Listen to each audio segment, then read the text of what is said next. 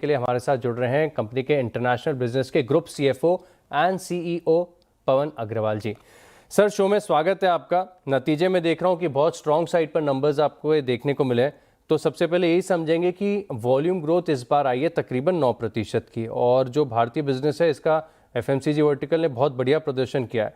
क्या खास रहा इस क्वार्टर के दौरान, कैसे आए out performance? First of all thank you for having me here, it's a pleasure. ये आपने सही कहा कि क्वार्टर फोर के रिजल्ट्स काफ़ी अच्छे रहे हैं और across the segments it was very good. And not only quarter four but in fact if you look at the full year as well, performance across parameters has been very strong.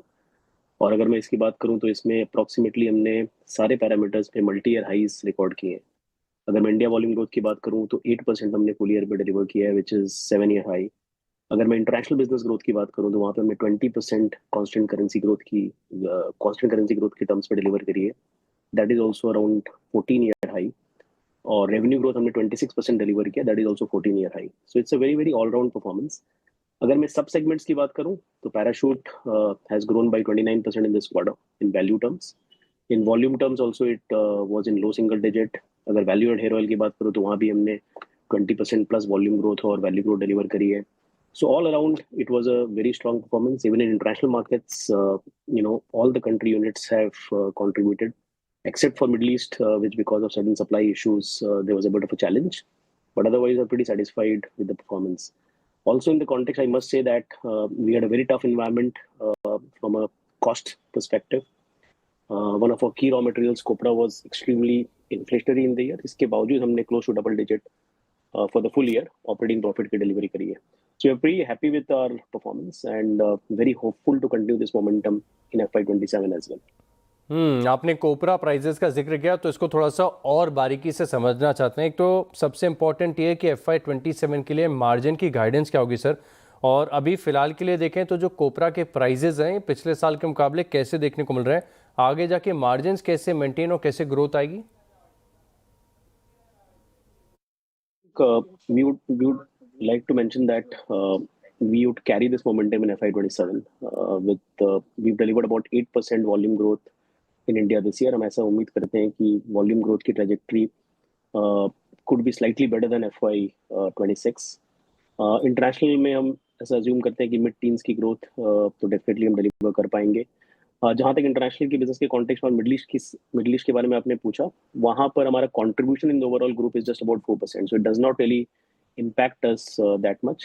But I think the big thing from our perspective for FY27 is that profitability will definitely improve significantly. जैसा कि आपने कहा, copra prices approximately 35% कम हो गई हैं as compared to the peak that we had seen last year.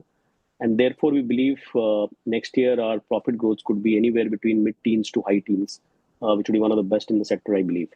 So on all counts, and plus also we also targeting double-digit revenue growth.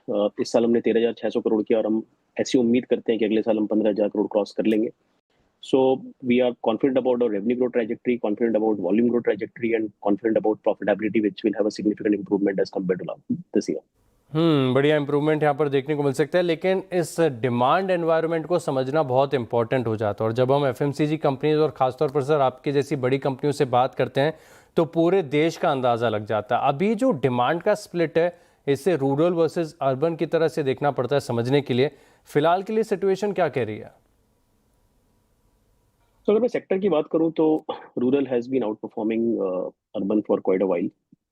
But with all this measure that government has taken with GST rate rationalization, plus also if you look at the inflation levels, has been in range bound. Although we don't know with respect to crude, आगे हम क्या देख पाएंगे उसकी वजह से inflation में क्या इम्पैक्ट आता है. बट जहाँ तक मैरिको का सवाल है, हमने रूरल और अर्बन दोनों में अच्छी ग्रोथ देखी है, because lot of our digital first brands, lot of our premium portfolio has higher salience on in urban, और वहाँ भी हमने अच्छी डिमांड देखी है. So from Marico's context, I would say that we are pretty sanguine about both rural and urban demand. And therefore, that's the reason why we are saying that the kind of performance that we've delivered in this year, we should be able to carry the momentum next year. अच्छा, कोपरा के prices का तो impact हमने समझ लिया, लेकिन sir crude की कीमतों में एक बड़ा उछाल आया है। पिछले एक साल में आप देखें तो जो कीमतें थी अब तो कंपेरेबल ही नहीं है, कहाँ से कहाँ क्रूड हो गया। ऐसे में समझना चाहते हैं कि जो सफोला पोर्टफोलियो है, वाहो पोर्टफोलियो है, इसमें कैसा असर होगा? See, external macro environment is an important watch out and it's very difficult to predict as to what will happen from a crude oil rates perspective और उसके सारे derivatives जिसका एक significant impact most of the industry को होता है. As of now, जो हमने देखा है crude from the levels of 70-75 has raised up to 110. And उसके response में हमने certain price increase लिए in some part of the portfolio, for example, value add hair oil वगैरह में. Going ahead, depending on how situations evolve, we will take calibrated calls. If required, we might take another round of price increase if things were not to settle down soon. But irrespective of that, given the kind of strong equity that our brands possess and the strong pricing power that our brands have, we are pretty confident that अगर हमें certain price increase लेनी पड़े, तो उसका demand पे कोई significant impact नहीं आना चाहिए. बिल्कुल, बहुत बहुत धन्यवाद सर आपका हमारे साथ जुड़ने के लिए, नतीजे और ग्रोथ आउटलुक पर विस्तार से बात करने के लिए. Thank you so much sir.